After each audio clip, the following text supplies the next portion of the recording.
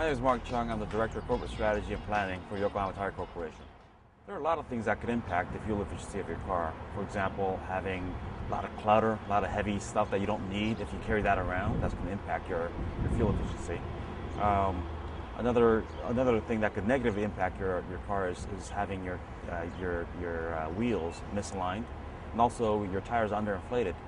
But there's something that most consumers don't know about, which is the tire's rolling resistance, and that contributes greatly toward the fuel efficiency of your car. The rolling resistance is a measurement of the friction of a tire that it generates as it rolls down the road. To visualize yourself riding a bicycle with severely underinflated tires and how much more energy it takes to propel yourself. Your typical low rolling resistance tire in the marketplace will have a good low rolling resistance number or value, but trade off on, for example, wet braking and wet handling, or even dry handling and dry braking.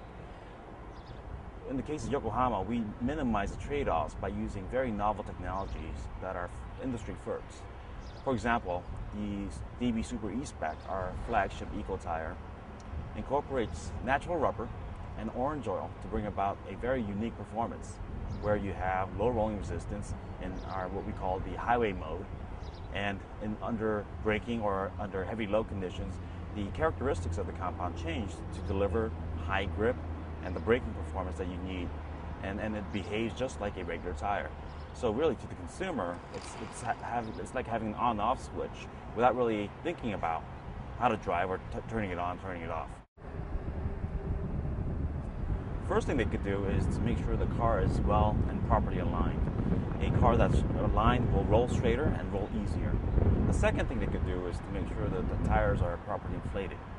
And this is a fact that perhaps a lot of consumers don't know about, and that is tires can lose between 1 to 4% of its air volume every month.